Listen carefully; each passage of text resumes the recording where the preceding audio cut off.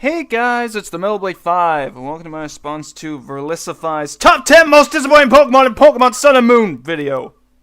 Because yes, the title is in all caps. Now, I always hoped that I would never end up doing the response to Verlisify, just because I don't like to jump on the bandwagon of whoever's popular to hate on like a lot of toxic scumbags on YouTube do, even though that is my intention here.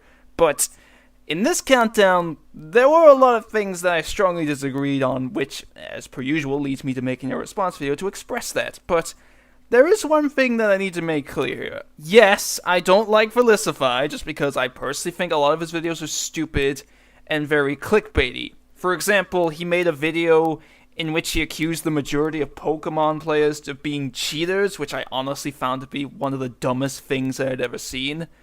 However, my dislike of Verlisify isn't the reason why I'm making this video, since if a completely different person made the exact same video and said the exact same thing, then I would still be making this. It just so happens that Verlisify is the one who made the video in this case. Also, this video isn't meant to come off as an attack towards Verlisify, since I don't condone any sort of attacks or shit-talking towards the people I respond to, including when it's behind their back. Plus, I can understand Verlisify's feelings on finding some Pokemon in Gen 7 disappointing, unlike a certain community of people on YouTube who don't know what the word disappointing actually means and thus accuses you of whining about it. Lastly, before I get to the video itself, there are a lot of instances in which Verlisify kind of rants on unnecessary points, which I will be editing out to save time.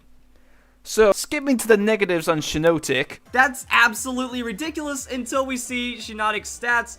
For a tanky Pokemon, or a Pokemon that's supposed to be very big and sustaining, it just does not have good tank stats, and then it has way too many weaknesses. So unfortunately, this Pokemon got kneecapped pretty hard, even though it seems like the potential of just being the next Amoonguss, and maybe even scarier than that. My only disagreement I have related to your points on Shiinotic is about its stats, just because it has 80 base defense, which is decent, and when you were going over the good things about Shiinotic, you mentioned Strength Sap, which heals it based on the opponent's attack stat, and then lowers the opponent's by 1. So I see it as being a counter to Shiinotic's stats, just because if Shiinotic had really high defense along with Strength Sap, then it would be kind of overpowered, just because it would be an extreme uphill battle for the opponent to take out.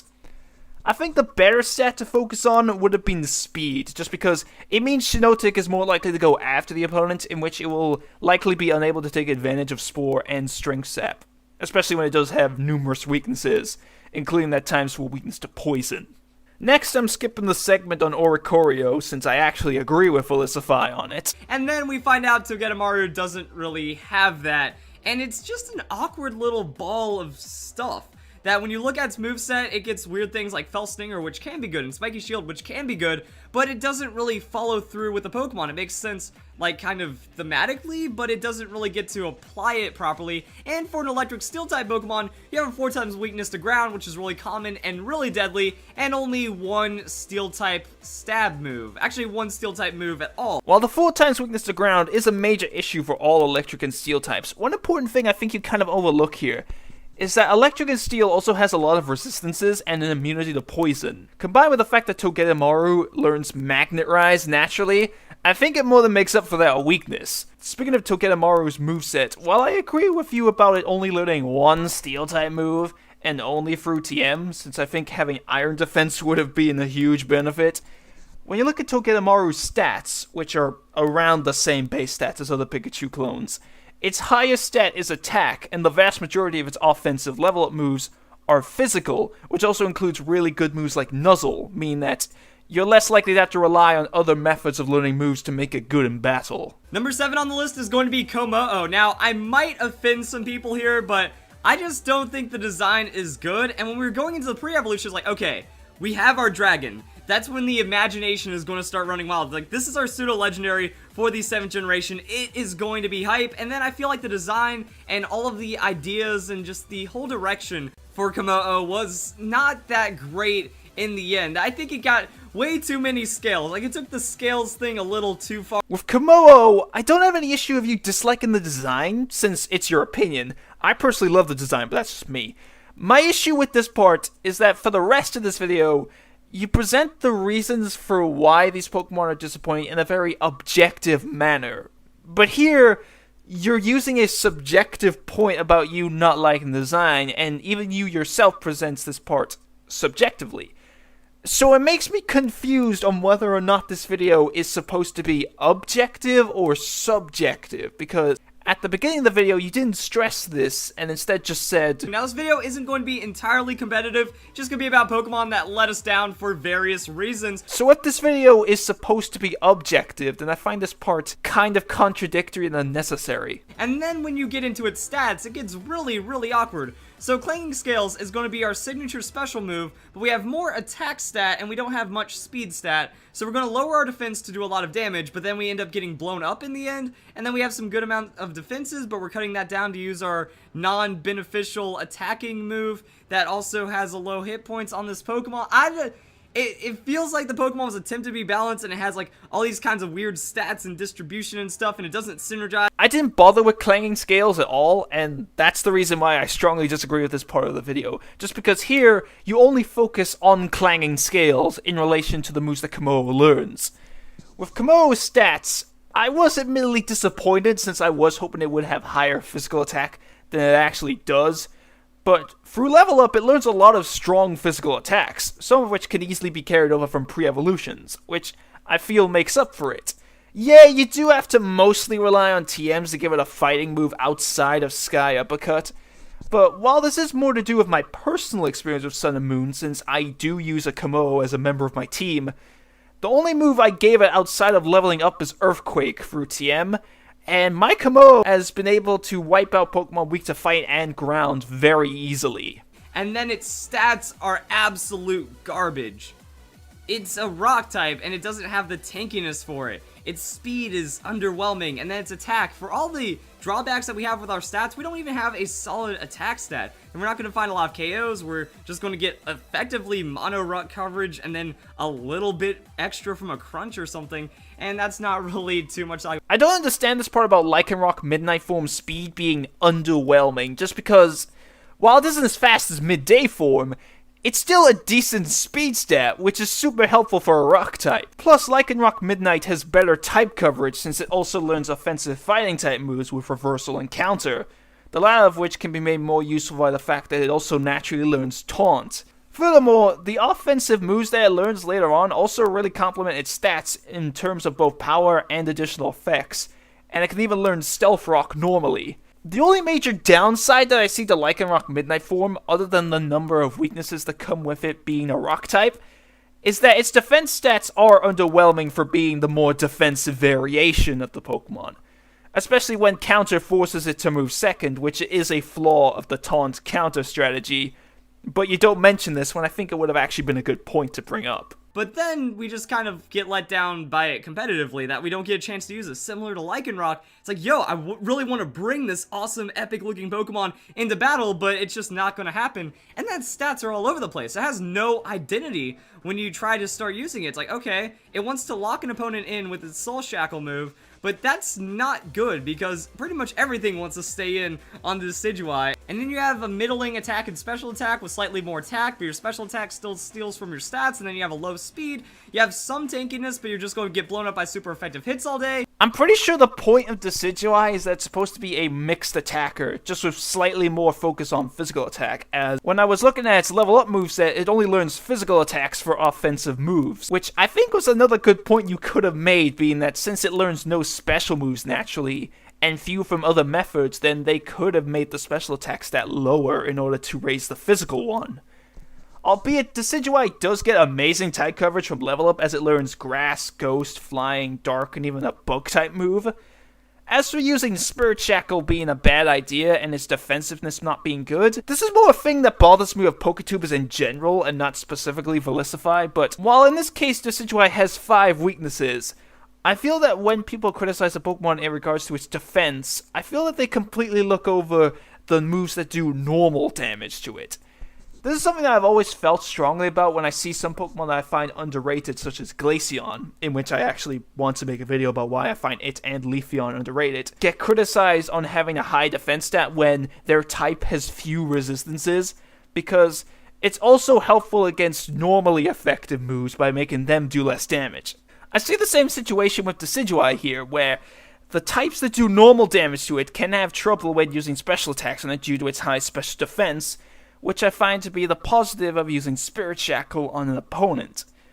Furthermore, if the opponent is a fighting type, then it's even better since the Decidueye is immune to fighting type moves. Oh, and also, when you think about the Rowlet hype, you know, a lot of people were loving Rowlet going in, and I think that all I need to do to just prove that this Pokemon is a very strong disappointment slot is post this. Honestly, even though I was Team Poplio, I felt bad for all you Team Rowlet people when I looked this up because I was like, oh yeah, the Pokemon Company did that poll. Maybe I should put that in my video. Ooh, that's gotta suck. So, because you think Decidueye is a disappointing Pokemon, that automatically means that every person who voted in that poll in favor of Rowlet thinks the same way. I've seen tons of people who really like Decidueye and think it's a great Pokemon. Hell, I don't think it would be too big of a stretch to say that Decidueye is probably the fan-favorite final evolution of the starters, seeing as how Rowlet was the most popular first stage, and because Decidueye both gets more attention and more praise compared to Incineroar and Primarina. Honestly, this part of the video comes across as if you're trying to put words in other people's mouths by saying that they were also disappointed with Decidueye, when you have no proof that that's how they actually felt about it. Number 4 on this list is going to be Vikavolt. So Vikavolt, I don't know, it just feels like this Pokemon was a bunch of empty promises that ended up working differently than we expected and making the Pokemon not as cool as it could have been. Like, you look at it, that looks like it's going to be a fast, buzzy beetle that can do all kinds of cool electric things, and in the end, it doesn't really do that. So from the trailers that we got to see, this Pokemon evolves at level 40, it's going to be like very high base stats, it's going to work out really well. Well, that's not really quite true, so we get a lot of drawbacks on this Pokemon.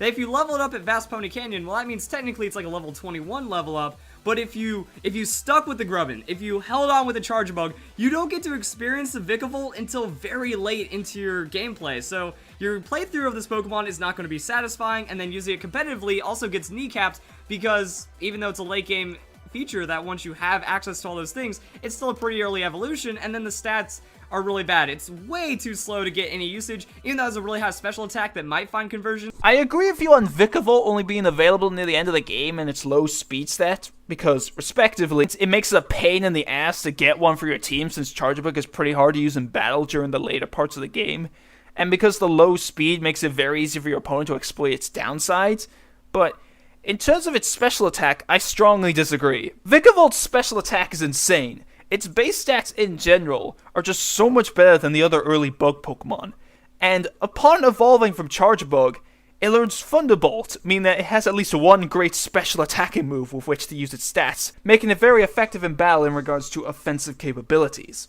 And then we have Alolan Sandslash. So getting into the top 3 now, we are getting serious with disappointments, and I mean, Alolan Sandslash was one of the poster children for Alolan forms. This is like, yo, Exeggutor's hilarious, Ninetales is beautiful, and Sandslash might actually be usable, and then you find out that it's got an Ice Steel typing, and you would imagine that Game Freak would have learned with Aurorus that you cannot give dual 4x weaknesses to anything and expect it to be usable. Like with Togedemaru, the 4x weaknesses are a major drawback of Alolan Sandslash.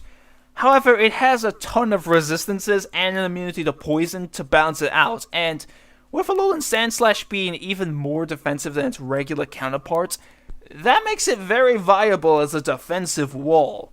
The only issue with it being a defensive wall is that fire and fighting are the most used types in competitive play, but as you say at the beginning, you aren't looking at these Pokemon from a solely competitive perspective, so I think that should have been an important thing to consider.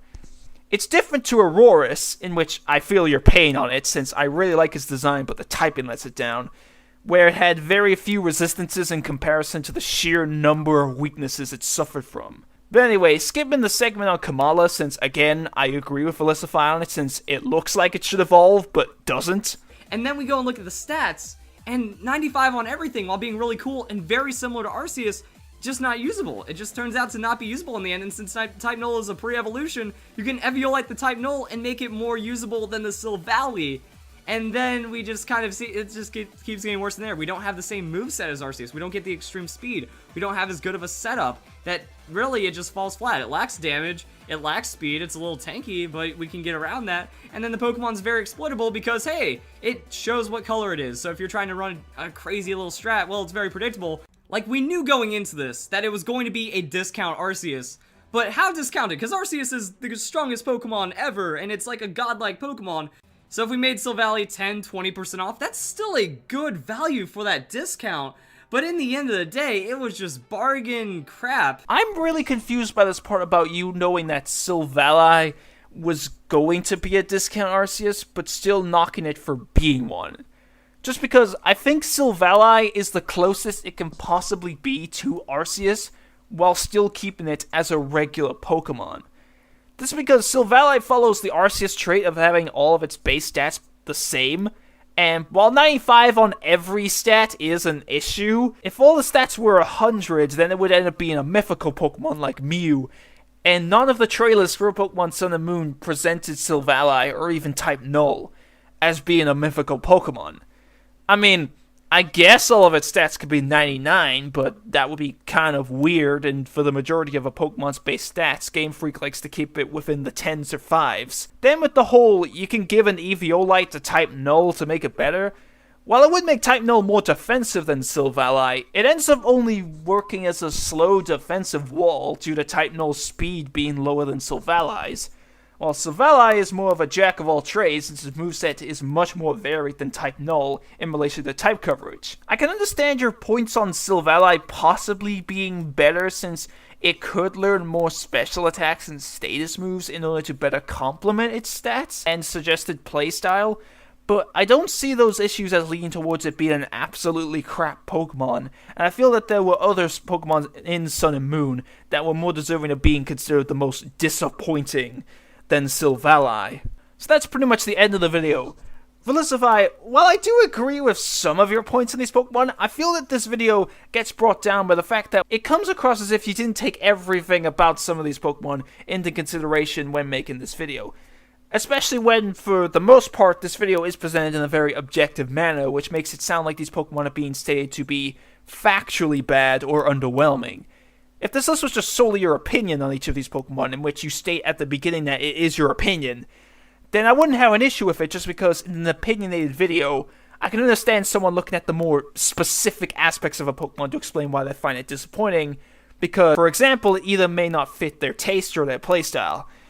I don't mean for this to be a hate video towards you, since, unlike some other videos I've seen on you, I'm not resorting to making around 90% of the dialogue just stupid insults, but rather, if you decide to make more videos like this in the future, then it's a way in which I think you can improve. That is, if you're actually watching this video.